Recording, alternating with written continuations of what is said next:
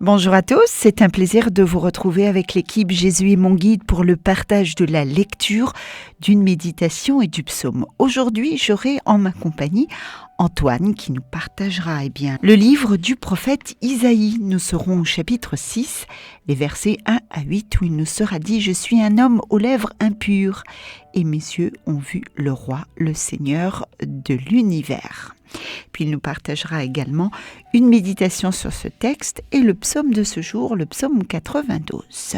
Avant cela, un petit coucou à tous ceux qui nous écoutent sur les réseaux sociaux, sur YouTube, sur les ondes de Radio Arc-en-Ciel et un grand coucou bien sûr à toute la famille Jésus est mon guide qui nous partage chaque jour les lectures que la liturgie nous propose. Avant de retrouver Antoine pour la lecture de ce jour, demandons à l'Esprit créateur de venir embraser nos cœurs de son amour. C'est avec la communauté du chemin neuf. Viens, Esprit créateur. Bonne écoute à tous.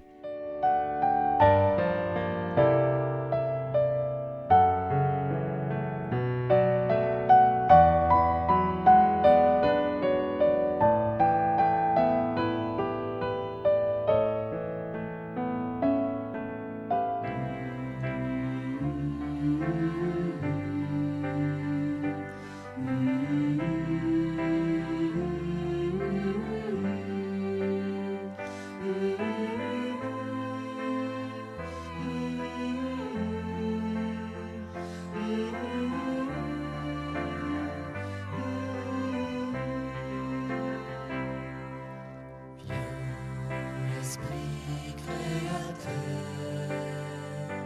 que rayonne en nous ta beauté. Esprit de grâce et de lumière, amour sans fin, embrase-nous. Toi, le don, l'envoyé de Dieu, tu œuvres en nous au nom du Père. Tu es amour, feu, source vive, onction de force et de douceur. Viens, Esprit créateur, que rayonne en nous ta beauté. Esprit de grâce et de lumière, amour sans fin, embrase-nous.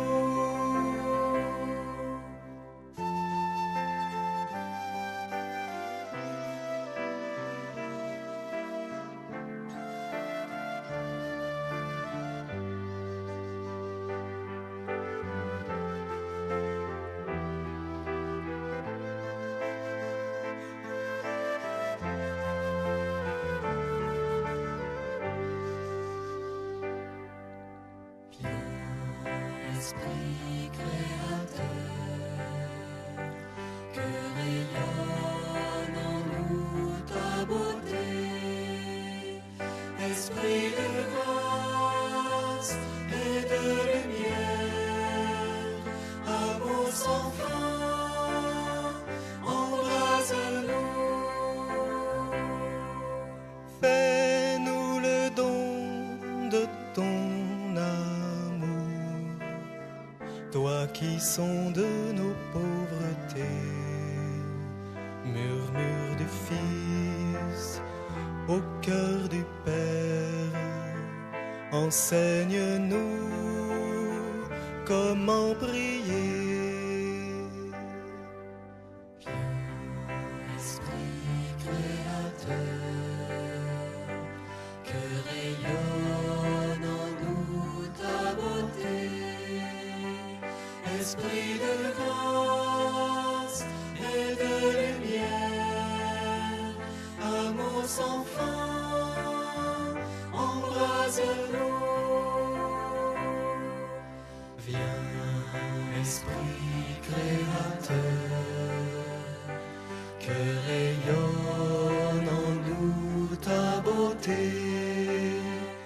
Esprit de grâce et de lumière, amour sans fin, embrase-nous.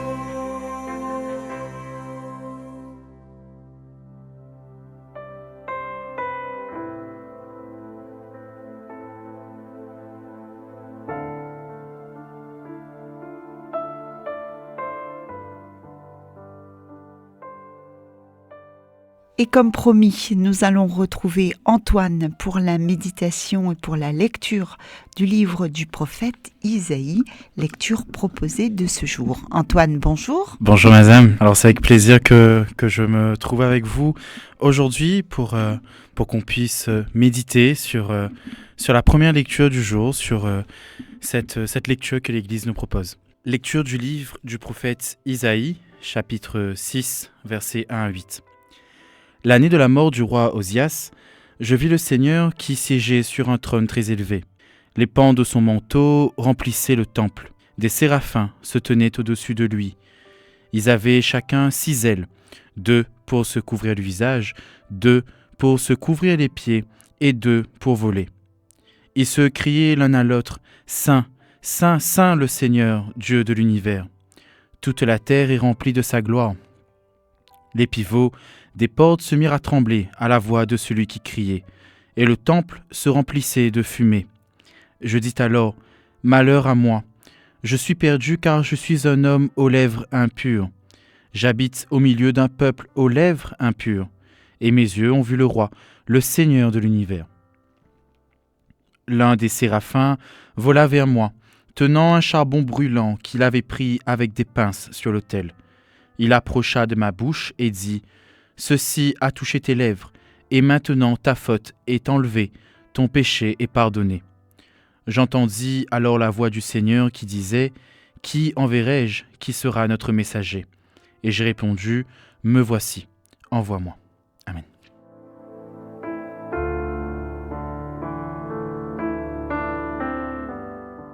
La première lecture du jour, frères et sœurs, nous invite à une profonde réflexion. Je dois vous avouer que ce texte remet en question ma manière de penser. Après une analyse minutieuse, je pense que ce texte pourrait également vous troubler. Examinons-le de plus près. Il faut admettre qu'un texte de l'Ancien Testament n'est jamais facile à décortiquer. Mais une chose est sûre, une chose m'a frappé. Le texte parle des séraphins. Il est important de noter que c'est la seule fois que les séraphins sont mentionnés dans la Bible. Le texte décrit leur apparence, donc 2 ailes pour couvrir le visage, 2 pour couvrir les pieds, ou la partie inférieure du corps, et 2 pour voler. Pourquoi, selon vous, ces anges utilisent leurs ailes de cette manière? Tout simplement parce qu'ils sont en présence de Dieu. Ils voilent leur visage par respect pour la sainteté de Dieu et couvrent leurs pieds en signe de révérence. Les aspects communs sont ainsi gardés à l'écart de la vue de Dieu et ils ont besoin de 2 ailes pour voler. Ces anges peuvent sembler étranges, je vous l'accorde, mais le texte met l'accent sur la position de chaque personnage. Le rôle des séraphins ici nous rappelle de rester concentrés sur notre mission. Ces anges ont été créés pour servir sans se soucier de ce qu'ils voient. Et ici, Dieu nous rappelle que rien ne doit nous détourner de notre mission principale. Regardons maintenant comment commence le texte. Il débute en précisant que le prophète Isaïe a eu cette vision l'année de la mort du roi Osias. Mais qui était ce roi? Osias avait régné pendant plus de 50 ans et semblait être un bon roi. Certains théologiens suggèrent qu'Isaïe a été affecté par la mort du roi Osias. Mais Dieu, malgré la mort du roi, appelle Isaïe à rester concentré sur l'essentiel, autrement dit la mission. Pourquoi Dieu a-t-il choisi ce prophète, me demanderez-vous? En réalité, nous souhaitons des dirigeants qui veillent sur nos intérêts et nous aiment. Dieu montre à Isaïe que bien qu'Osias soit mort, Dieu est toujours sur son trône et dirige. Enfin, une troisième chose m'interpelle, la réaction d'Isaïe face à Dieu. Et c'est ce qui est le plus mystique, le plus impressionnant. Pourquoi Isaïe parle-t-il de ses lèvres? En présence de quelqu'un d'important, entre nous soit dit, n'êtes-vous pas plus préoccupé par votre apparence? Lors de sa discussion avec Dieu, Isaïe semble demander combien de temps faudra-t-il pour que le peuple entende et comprenne. Isaïe se trouve alors dans une situation très complexe. Il traversait une période trouble, son peuple vivait un changement, le roi étant mort et le peuple en deuil. Aujourd'hui, sommes-nous aussi confrontés à des changements et à des problèmes graves dans le monde? Des événements négatifs se produisent. Les problèmes dans le système financier mondial semblent être les pires que j'ai connus. J'ai lu dernièrement qu'il y a également des problèmes sérieux dans d'autres pays. La semaine dernière, j'ai écouté un expert parler de nos récentes élections législatives et européennes, affirmant qu'il s'agissait des élections les plus attendues. Les pays multiplient les guerres, les conflits et la famine. Mais Dieu nous rappelle aujourd'hui qu'en ces temps troublés, il est important de rester sur notre ligne de conduite. Frères et sœurs, je vous exhorte à ne pas tomber dans la haine et les conflits. Nous ne devons pas perdre notre amour fraternel et notre but. Soyons comme ces séraphins. Plus que jamais, nous devons nous concentrer sur la paix et l'amour. Un chrétien n'a pas le temps de se laisser entraîner dans des discours de haine et de division. Nous sommes appelés à être des artisans de paix, des porteurs de lumière dans un monde souvent sombre. Restons concentrés sur l'essentiel. Répandre l'amour de Dieu, cultiver la paix et vivre en harmonie avec nos frères et sœurs. C'est notre mission essentielle, celle qui doit guider chacun de nos pas. En effet, la philosophie chrétienne repose sur des principes intemporels de paix et d'amour. La paix n'est pas seulement l'absence de conflit, mais un état de tranquillité intérieure qui se reflète dans nos actions et interactions avec les autres. L'amour dans sa forme la plus pure est un engagement désintéressé envers le bien-être des autres. C'est cet amour qui nous pousse à tendre la main à nos voisins, à pardonner ceux qui nous ont offensés et à travailler sans relâche pour un monde plus juste et harmonieux.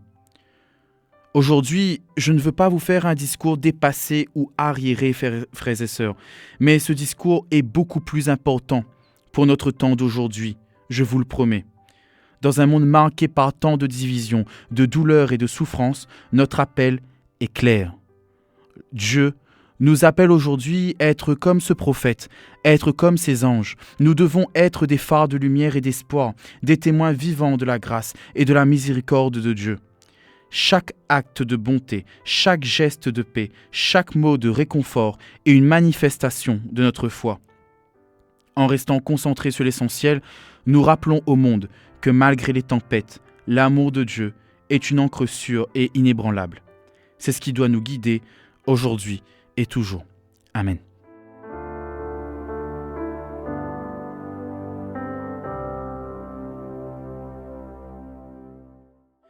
Le Seigneur est roi, il s'est vêtu de magnificence.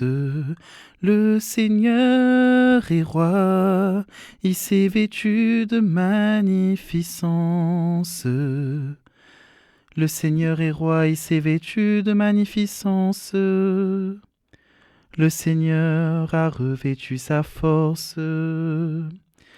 Le Seigneur est roi, il s'est vêtu de magnificence. Et la terre tient bon, inébranlable. Dès l'origine, ton trône tient bon, depuis toujours tu es.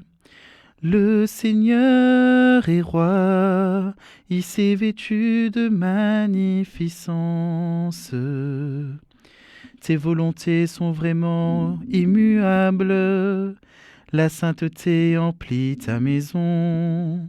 Seigneur, pour la suite des temps.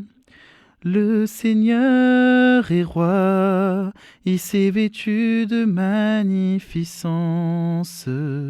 Le Seigneur est roi, il s'est vêtu de magnificence.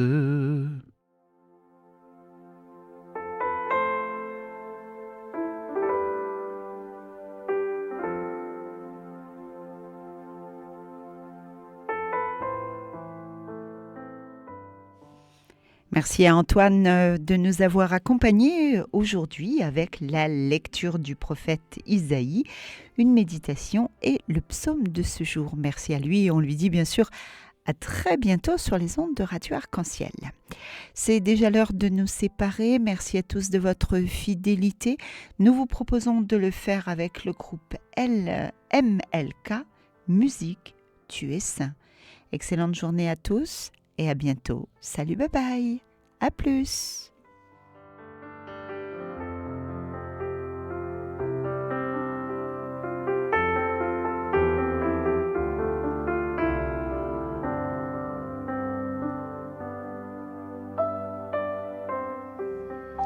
Tu es saint, tu es saint, tu es saint, tu es saint.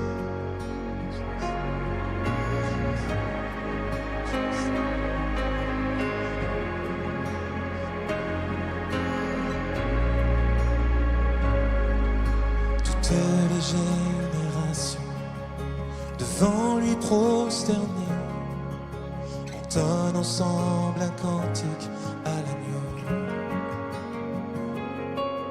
Ceux qui nous ont précédés et ceux qui nous suivront entonneront ce cantique à l'agneau.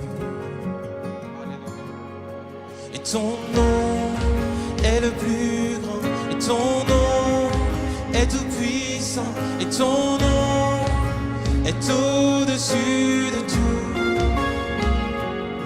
Et puissance, autorité, royaume et dignité, et ton nom est au-dessus de tout. Et les anges acclament que tu es saint, l'univers proclame que tu es saint, et tu es glorifié, Dieu très saint, à jamais tu es saint.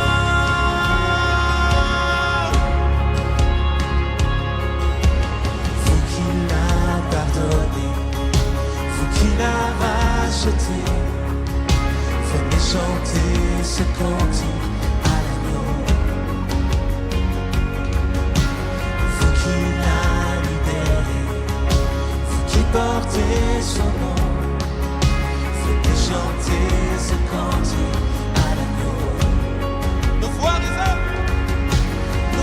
résonnent pour l'éternité, et les anges acclament que tu es saint, l'univers proclame que tu es saint, et tu es glorifié, Dieu très saint, à jamais tu es saint.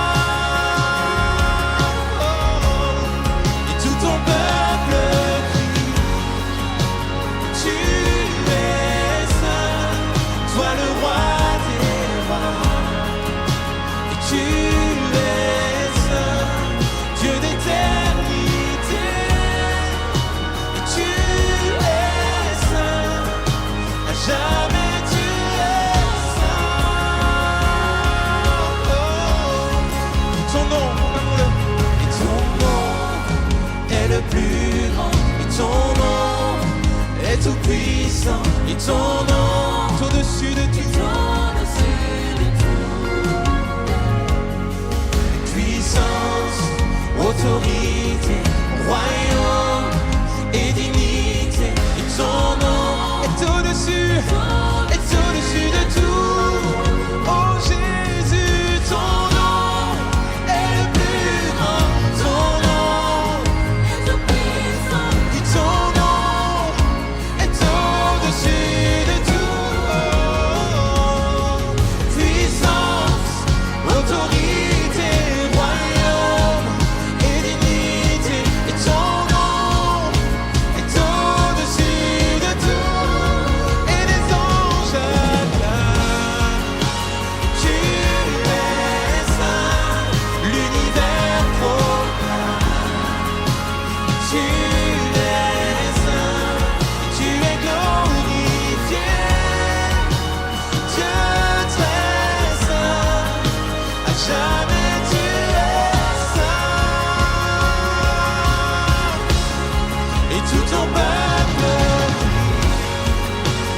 Tu es saint, toi le roi des rois.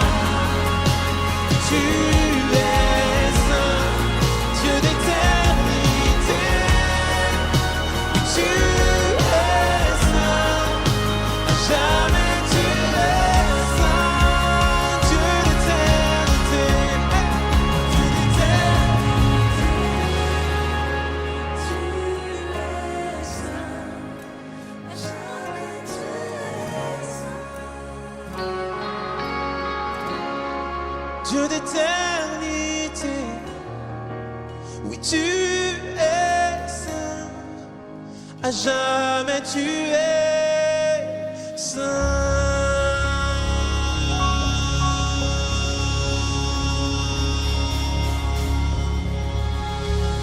Tu es saint Seigneur, saint, saint, saint est le Seigneur. La terre est remplie de sa gloire, l'église est remplie de sa gloire. Ce monde est rempli de sa gloire, on peut l'acclamer encore bien fort, il est saint.